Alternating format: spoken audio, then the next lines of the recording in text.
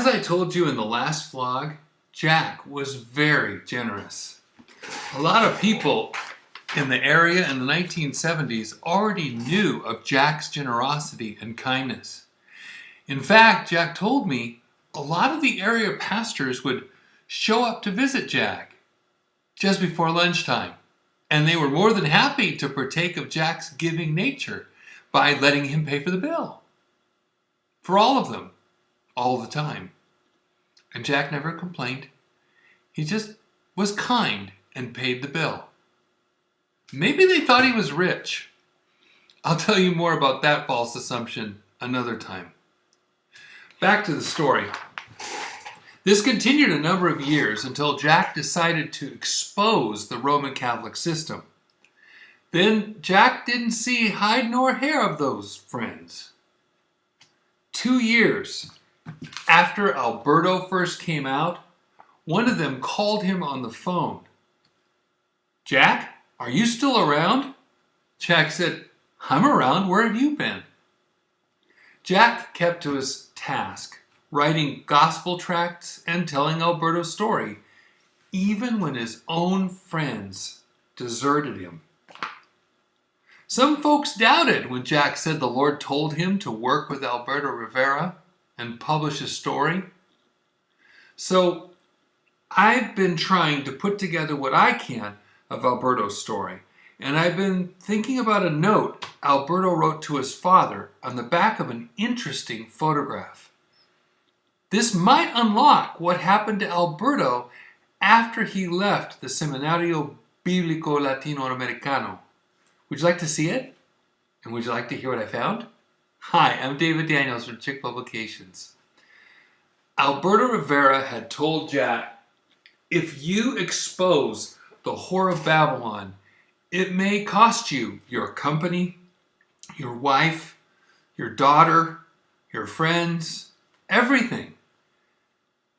Jack really thought about whether he was going to do this or not. He went to his friend, Jim Franklin, who worked here at Chick. Jack said, "Well, what do you think? Should I hit the whore?" Jim said, "Jack, greater is he that is in you than in the whole Roman Catholic institution." Jim quoted scripture whenever he could, which was most of the time. Well, Jack went into prayer and he asked the Lord. And the Lord told him yes. From the very beginning, Jack would send out a letter and mail it out with his newest gospel tract. So he wrote a letter and mailed it out saying that he was declaring war on the whore of Babylon. One of the largest conservative Catholic newspapers, Our Sunday Visitor, then wrote in their next issue that Jack Chick was declaring war on Roman Catholicism. But Jack didn't say Roman Catholicism. He said the whore of Babylon. They knew who they were. So Jack published Alberto's story, and the rest is history. So what should I do? The scripture is clear. Proverbs 18:13. "He that answereth a matter before he heareth it, it is folly and shame unto him." I don't want to sit here with all these documents and not even let the papers and pictures tell their own story. And I certainly don't want to be foolish or shameful. So here I am today, trying to piece together what I can from what I can find of Alberto. Among the documents that Alberto left behind, I found a photo of Alberto and some other people. I wondered, can I find any of these people today? I was especially intrigued by what was written on the back of that photograph. Here it is, possibly for the first time ever in public. Okay, look at this picture. There are a number of different students of different backgrounds, all at a library, working at a table. On the right side, there are 2 young men. One is a pen, and he's drawing something on a huge map. while the second man looks on. So, two women and a young man are writing, and a second young man is typing. Now, look at the two men on the left. The one on the end with the mustache has scooted his chair next to the other one. He's comfortable and smiling, and he's looking at something he's holding. The other young man with the black jacket and glasses is also smiling. His hand is right next to the other guy. They're looking at something together. His head is tilted to his left. He's relaxed. Now, look at his feet. They're crossed.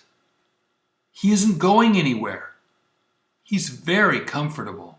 So what is happening in this picture? There are either a number of different projects or different aspects of one project being worked on.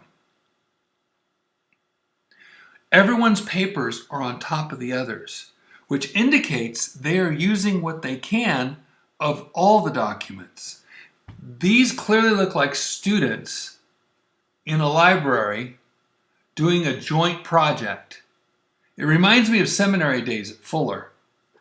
Now, look above the two on the left.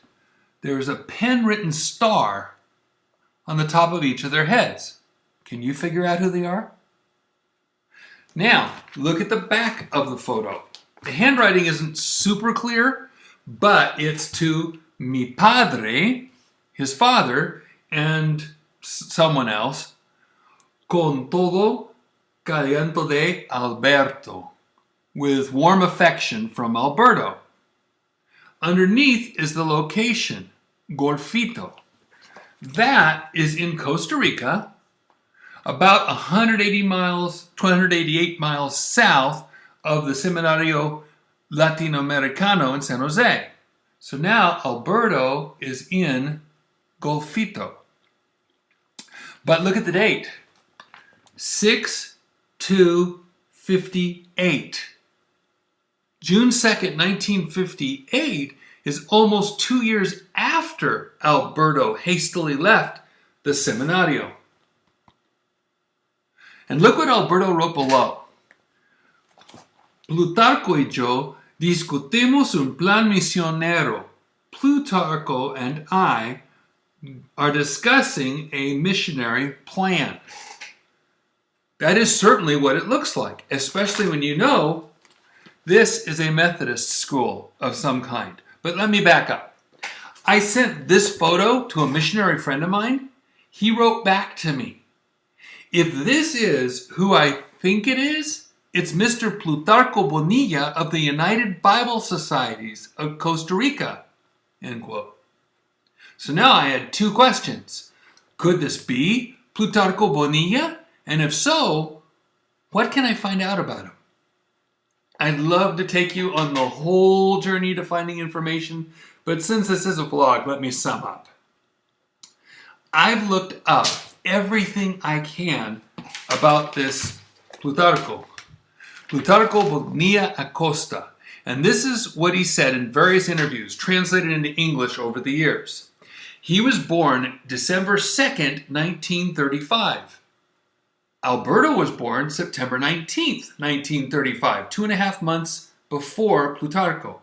And guess what? They were both from Las Palmas of the Gran Canary Islands. Plutarco was baptized in what seems to have been the only evangelical church in the town when he was 15, about 1951. Here is a photo of Alberto and Plutarco from about 1955. They took a ship to Venezuela and then to Costa Rica, arriving in Costa Rica in May 1955, just like I had guessed.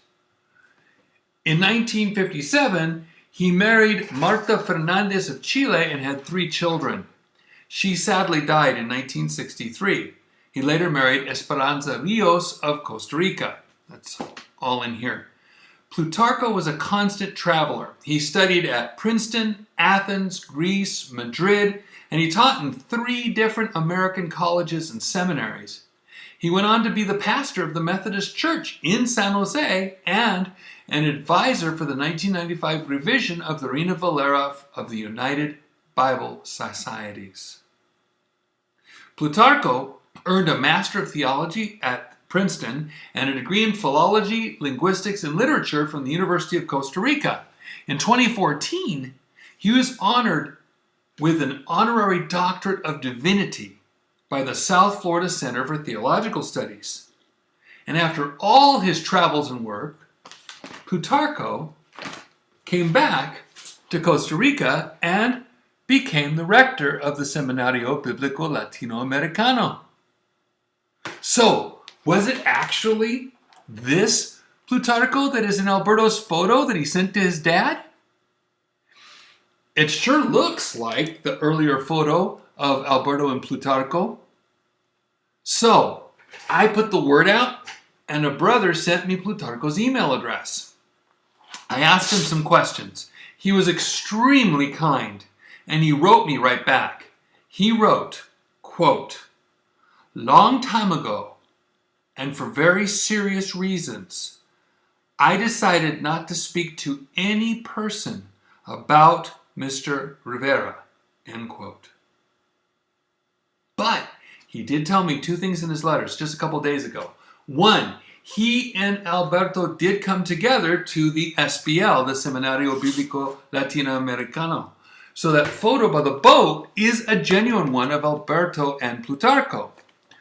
2, Plutarco wrote, quote, "I cannot remember the exact dates of my visiting Golfito, but certainly I didn't go there to study, just to preach in the Methodist Church during Holy Week.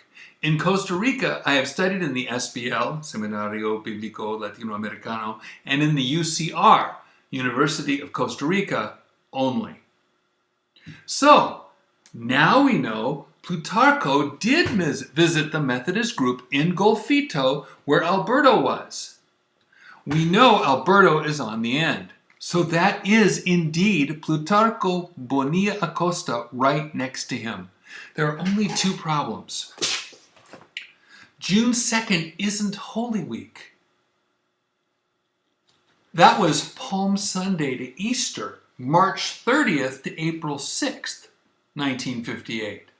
So either A, Alberto was off on the picture by 2 months, which would mean Alberto's school was in session during Holy Week, which isn't likely, or B, Plutarco came down a second time and visited Alberto on June 2nd, 1958, like the photo says. 2, if Plutarco wasn't a student, what was he doing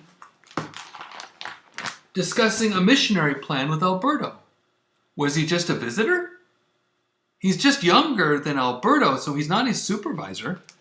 Now, take a look at one more thing.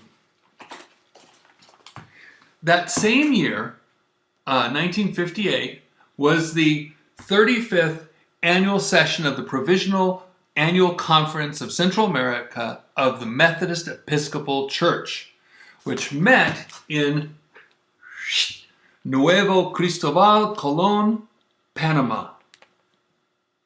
Here are the handouts from that conference. See that group at the top left?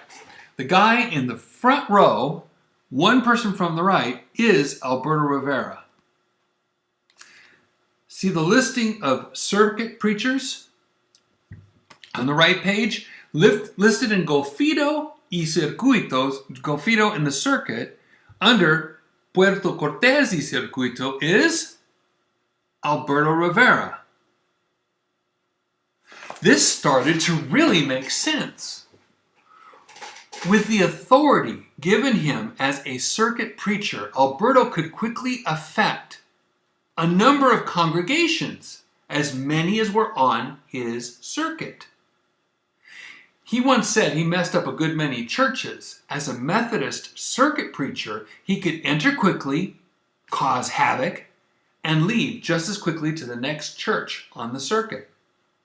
I'm not telling anybody what to believe. I'm just trying to make sense of what Alberto left behind. And it all started with a photograph. I think Jack did the right thing, staying polite, generous, focused on spreading the gospel, and printing Alberto's case against the Roman Catholic institution, the whore of Babylon of Revelation 17 to 18. God bless you and have a wonderful day.